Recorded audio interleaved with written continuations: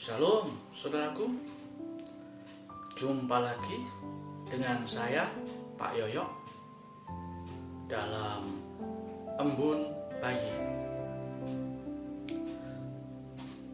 Kekasih Tuhan, pernahkah Anda mendengar tentang nama Nabi Elia? Apakah Anda juga pernah mencoba membayangkan mengenai sosok Nabi itu? Kekasih Tuhan, Elia adalah seorang nabi besar yang berasal dari daerah Tisbe Gilead di wilayah Israel Utara. Elia hidup pada abad 9 sebelum Masehi, dan ia hidup dan melayani Tuhan dalam 3 pemerintahan raja,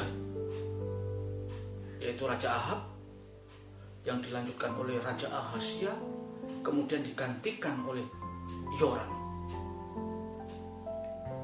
Kekasih Tuhan, selain itu, selain dari fakta-fakta di atas,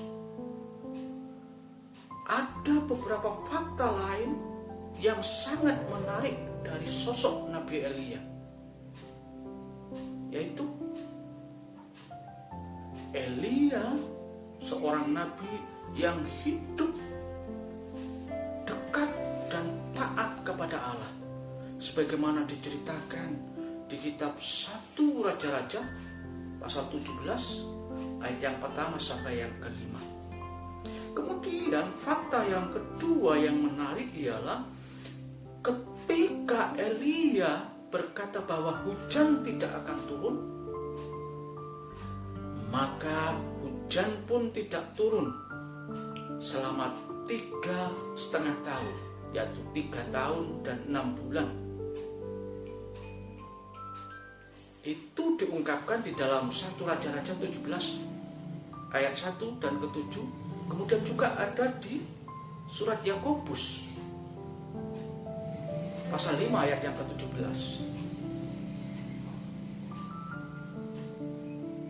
Yang ketiga, Elia adalah salah satu dari 3 sosok yang diangkat secara hidup-hidup ke surga oleh Allah.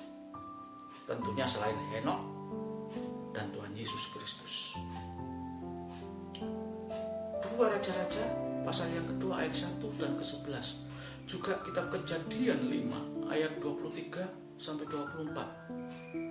Kemudian juga ada di Injil Lukas 24 ayat yang ke-50 dan 51. Saku betapa hebatnya Elia.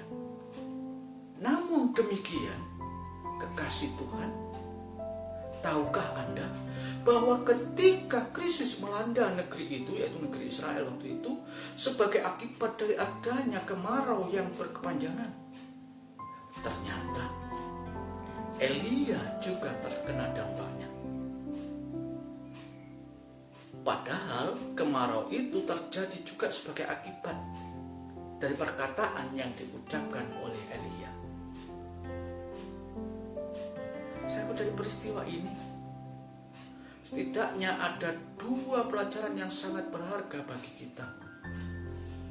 Bahwa yang pertama, sesungguhnya krisis, masalah, dan pergumulan itu bukan hanya terjadi dalam kehidupan orang-orang yang tidak percaya dan tidak mengenal Tuhan saja, tetapi juga bisa melanda setiap orang, bahkan seorang percaya sekalipun. Sama seperti yang terjadi sekarang ini di sekitar kita. Pandemi COVID-19 yang terjadi sekarang ini menimbulkan krisis, masalah, dan pergumulan, banyak pergumulan bagi orang.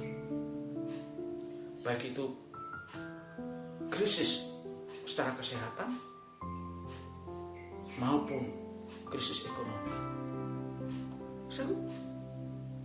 Dampaknya bukan hanya menerpa orang-orang yang tidak mengenal Tuhan, melainkan juga harus dihadapi oleh semua orang, termasuk orang-orang percaya, ya anak-anak Tuhan, termasuk saudara dan juga saya. Kemudian yang kedua, bahwa krisis, masalah, dan pergumulan itu dapat menghampiri setiap orang. Namun, jangan pernah menyerah dan jangan pernah takut. Karena ada Tuhan yang sanggup untuk menolong di dalam menghadapi krisis, masalah maupun pergumulan hidup. Dia Allah yang bertanggung jawab dan memiliki banyak cara untuk menolong umat kepunyaannya. Dia, yaitu Allah, bisa pakai apa saja dan siapa saja untuk menolong kita. Bahkan binatang sekalipun bisa dipakainya menjadi alat untuk menolong kita. Sebagaimana yang dilakukan Tuhan terhadap Elia. Seekor burung gagak dipakai oleh Tuhan untuk menolong Elia. 1 Raja-Raja 17 ayat 4 dan yang ke-6. Sebab itu kekasih Tuhan, mari sadari bahwa sesungguhnya kita memerlukan kehadiran Tuhan dalam hidup ini. Tidak cukup hanya dengan beragama saja.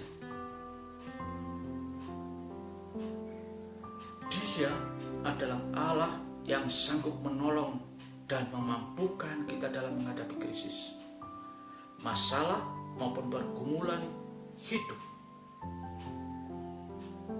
Karena itu, carilah Dia dan datang kepadanya. Seperti dikatakan oleh Yesaya 55 ayat yang ke-6 dan juga Matius 11 ayat yang ke-28. Kemudian kekasih Tuhan, jangan pernah membatasi kuasa Tuhan, melainkan percayalah kepadanya bahwa Dia punya banyak cara untuk menolong kita. Ya, Dia Allah punya banyak cara untuk menolong kita, menolong saudara dan saya. Dia Allah yang bertanggung jawab, tak akan melepaskan dan tidak akan membiarkan umat kepunyaannya dengan begitu saja. Dia akan menyediakan dan mencukupkan yang kita perlukan. 1 Raja-Raja 17 ayat 4-6. Juga dalam surat Filipi 4 ayat yang ke-19. Oh haleluya.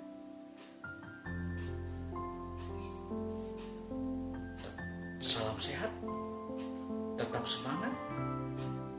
Saudaraku, jangan lupa untuk tetap mengikuti protokol kesehatan.